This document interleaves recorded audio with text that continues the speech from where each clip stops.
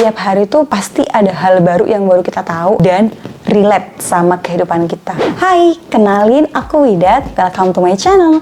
Jadi belakangan ini psikologi emang lagi naik daun banget kan ya. Sebagai mahasiswi psikologi, aku ngerasa seneng banget karena orang-orang jadi lebih open lagi ke bidang ilmu ini. Tapi mungkin teman-teman khususnya calon mahasiswa baru nih kayak masih bingung, psikologi itu belajarnya apa aja sih? Nah, makanya video ini aku buat supaya teman-teman khususnya calon mahasiswa baru lebih yakin lagi dan lebih tahu lebih dalam tentang psikologi itu sendiri. Tapi sebelum bahas ke psikologi, aku saranin banget buat teman-teman ngambil tes minat bakat. Karena tes minat bakat ini bakal ngebantu teman-teman untuk tahu teman-teman itu punya kecenderungan di bidang apa. Nanti kalau udah di semester tengah ataupun semester akhir, teman-teman nggak ngerasa salah jurusan. Jadi bisa lebih enjoy lagi nikmatin kuliahnya.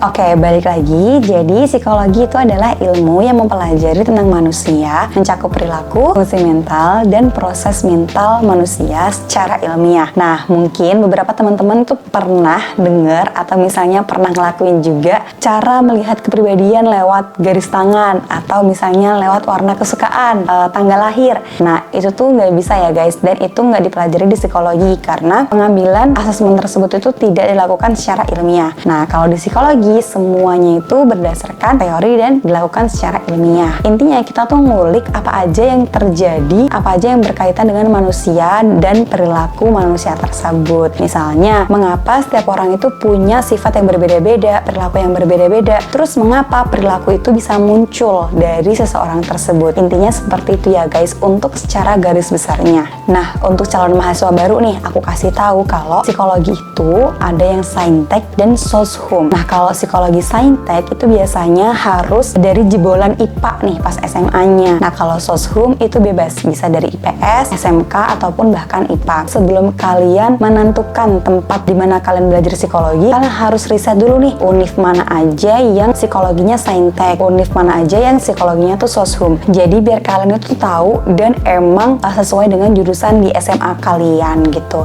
Nah, aku bakal cerita nih dari semester 1 sampai semester 5 selama aku jadi mahasiswi psikologi. Jadi di semester 1 itu masih umum banget, masih dasar juga. Jadi kayak mata kuliahnya itu emang yang diwajibin dari perguruan tinggi. Kayak misalkan kewarganegaraan, bahasa Inggris, bahasa Indonesia. Terus kalau di kampusku itu ada mata kuliah wajib agama. Terus untuk psikologinya sendiri tuh ada psikologi dasar, ada filsafat. Nah, di situ tuh kayak kita belajar sejarah perkembangan psikologi itu sendiri, tokoh-tokoh psikologi itu dengan teori yang dihasilkan, terus aliran yang dianutnya, pemikiran-pemikiran tokoh tersebut, metode yang dipakai dan segala macamnya yang intinya masih dasar banget. Tapi di semester 1 ini kita tuh udah bertemu dengan hitung-hitungan. Awalnya juga aku mikirnya di psikologi tuh nggak ada hitung-hitungan guys, ternyata ada. Jadi itu masuknya ke mata kuliah statistik. Menurut aku hitung-hitungannya tuh masih aman banget dibanding sama kayak fakultas lain gitu loh. Kayak menurut aku ini masih bisa lah gitu. Nah, di semester 2 kita bakal belajar cabang-cabang psikologi, kayak misalkan psikologi industri dan organisasi, psikologi pendidikan, psikologi sosial, psikologi perkembangan. Kita nggak belajar psikologi klinis, tapi kita belajar bioneuropsikologi. Bioneuropsikologi itu kayak sebagai pemanasan sebelum nantinya kita ngambil psikologi klinis di semester 5. Jadi di semester 2 ini intinya kita belajar cabang-cabang psikologi itu sendiri. Dan di semester 3 kita tuh belajar kelanjutan dari apa yang kita pelajarin di semester 2. Nah, masuk ke semester 4 menurut aku ini lumayan banget ya guys, karena di semester 4 ini tuh kita tetap belajar cabang-cabang psikologi yang lain, kayak misalkan psikologi abnormal, psikologi kognitif, psikologi konseling, terus juga kita tuh ada observasi dan wawancara. Jadi kayak kalau jadi anak psikologi itu emang udah nggak asing lagi sama observasi dan wawancara. Bener-bener orang cerita ke kita permasalahannya dia tuh apa, terus kita observasi sama wawancara. Bener-bener sedetail itu. Mimik ekspresinya tuh gimana, konsistensi isi ceritanya tuh gimana. Terus di semester 4 ini juga kita itu ada tugas konseling. Orang cerita masalahnya ke kita, terus kita tuh sebagai konselor. Jadi kayak bener-bener oh my god, aku jadi konselor gitu.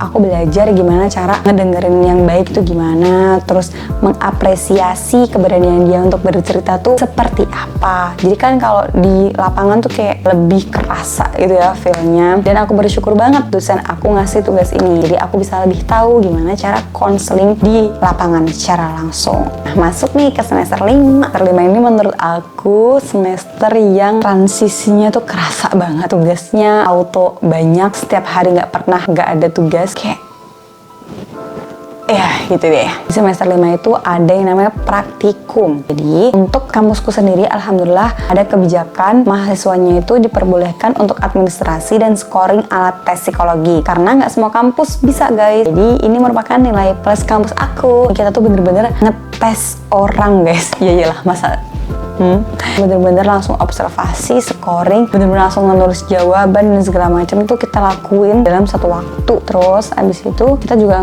tes buat rekrutmen kerja. Pokoknya praktikum ini tuh bener-bener menguras waktu, tenaga, pikiran, daya, segala macam. Sampai aku tuh di semester ini nangis-nangis banget, kayak berat banget guys. Aku kayak ya udahlah, tapi tetap dijalanin. Terus di semester 5 ini tuh juga ada terjun langsung nih guys ke SD-SD untuk identifikasi gangguan belajar. Nah di sini aku asesmennya tuh 2 bulan dan alhamdulillah walaupun emang tenaga berkuras, tapi aku bisa tahu gimana sih gangguan belajar itu secara real nyata. Nah itu dia garis besarnya selama aku di semester 1 sampai 5 di psikologi. Jujur ya guys, sejak aku jadi mahasiswa psikologi banyak merubah pandangan aku terkait banyak hal. Kalau misalkan dulu mungkin udah banget lemes banget ngejudge orang, sekarang tuh jadi kayak bisa ngekontrol diri gitu loh, kayak bisa mengendalikan diri, terus bisa lebih open mind. Bener-bener aku ngerasa kayak wow gitu. Dan pasti kalian kayak pernah gak sih dengar kalau anak psikologi itu berobat jalan, dan itu emang nyata guys, itu tuh kayak aku gitu loh, berobat jalan.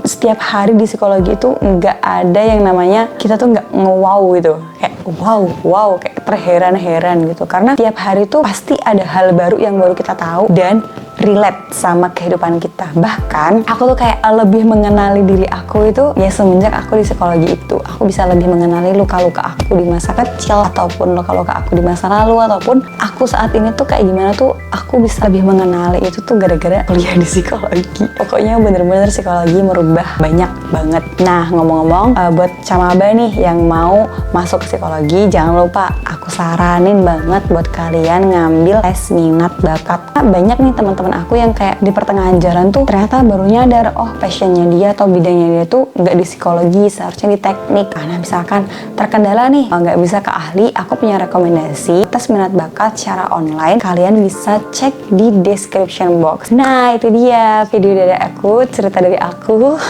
Semoga bermanfaat dan see you next video.